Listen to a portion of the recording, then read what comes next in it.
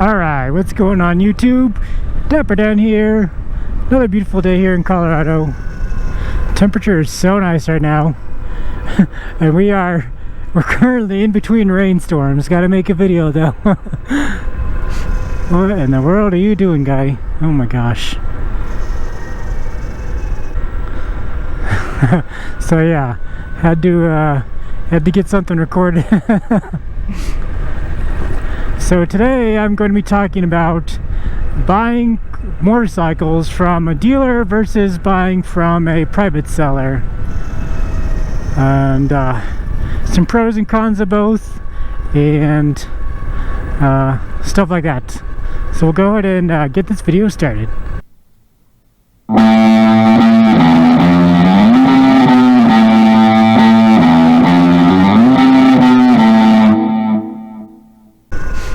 Alright, so I have had plenty of experiences from both private sellers and dealers. I've had several bikes that I've bought from each of them, and there's definitely some pros and cons to each of them. Buying from a private seller is a little bit more risky than buying from a dealership, because normally dealerships, whenever they take in a bike, they do like a full inspection, make sure it's good to go. And even some dealerships, they'll like change the tires for you and change the oil and stuff before they sell it to you. And make note of me saying change the oil, because that's going to come up here in a second. So a lot of times buying from a private seller, they will lie to you just to get the bike sold. They will lie to you, be like, oh yeah, it's the oil was changed recently, brake fluid's all been changed, blah blah blah blah, whatever they want to say to get the bike sold. So that actually happened to me when I bought my Hutzberg Supermoto. The guy was like, oh yeah, I change the oil every 300 miles, I just changed it not too long ago, and I believed him. And then when I went to go do my first oil change on it, lo and behold, the filter and the oil itself looked like it hasn't been changed in a couple thousand miles. Luckily, though, it wasn't too bad. Like, the bike was still running fine, still worked, still sounded amazing. But once I did get that oil changed, it ran so much better. So yeah. Do not believe what private sellers are telling you, because they are just trying to get the bike sold. Now, a pro from buying from a private seller is normally the bike will be a better deal than going through a dealership. Let's say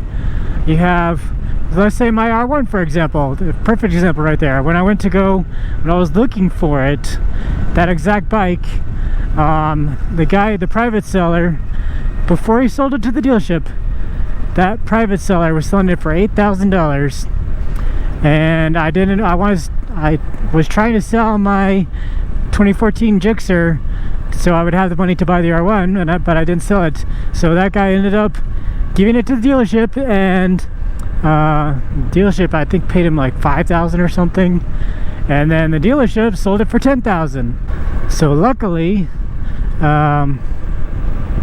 my 2014 was a little bit newer than my 2012 R1, so my 2014 Gixxer 750 was a little bit newer than the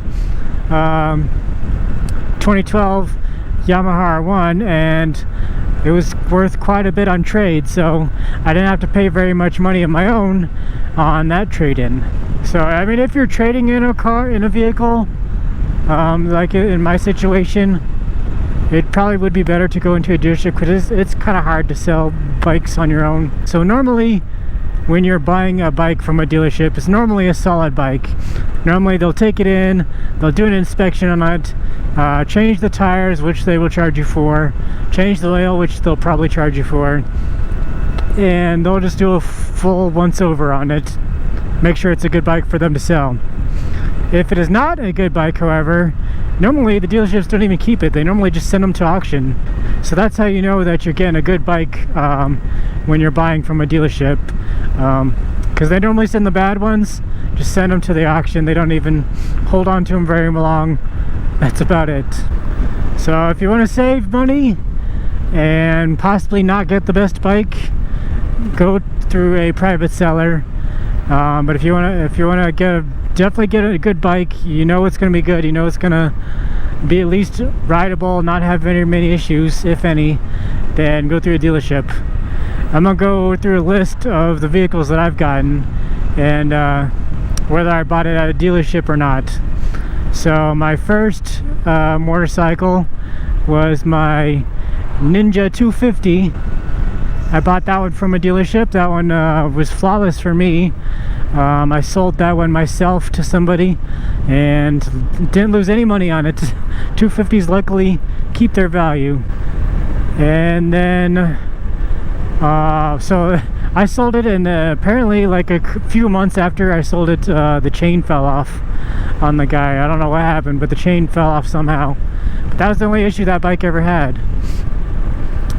And then after that, I got my Gixxer 750, and I got that from a private seller. Luckily, that bike had absolutely no issues at all. That was a perfect bike, flawless in every way. Didn't have any issues with it. Let's see, what did I get after that? After that, I think I got my Supermoto, if I remember correctly. The Husaberg. That one I got from a private seller. And that one, just the oil was the main issue with that one. That was the only thing that really happened. The oil was not changed like he said it was. I took his word for it. I kept on riding it for another 300 miles and then did an oil change. Found out he did not actually change the oil. After that, I got my bobber. I got that one from a private seller. That one didn't really have any issues. It just needed a battery, and in the cold weather it did not like to start because it was carbureted. After that, I traded my Gixxer for the R1. I still have the R1. Absolutely no issues with that one. Still running perfectly fine. Still absolutely no issues with the R1. That one's been perfectly fine. Although when I did buy it from the dealership, they did charge me to put a new tire on it. And that's about it. After the R1, let's see, I traded my bobber for the Harley 48. That one, it came from a dealership, obviously. That one was only had 400 miles in it. Flawless bike. Still have that bike to this day. Not selling that one anytime soon. And then after that, I actually I custom ordered this bike, and custom ordered it from the dealership, brand new, no miles on it when I got it.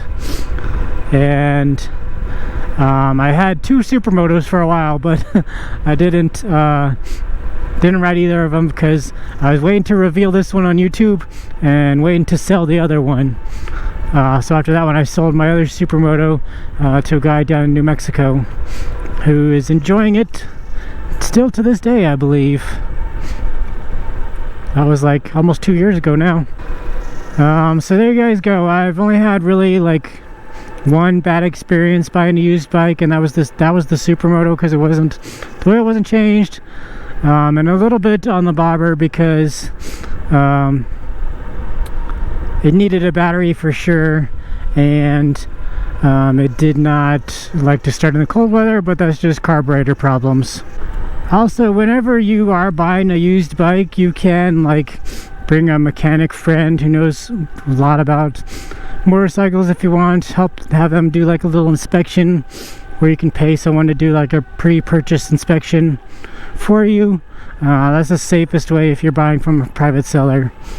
If not, for the most part, I would think bikes from dealerships are trustworthy.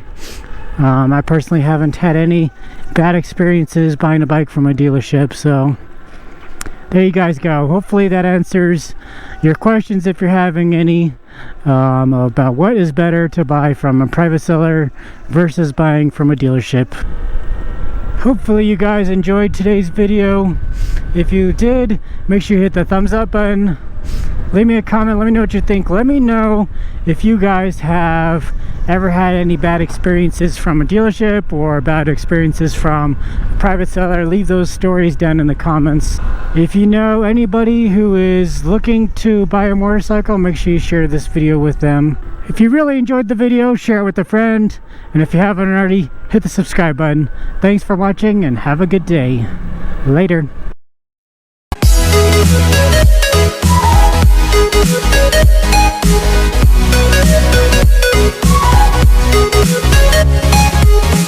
We'll be right back.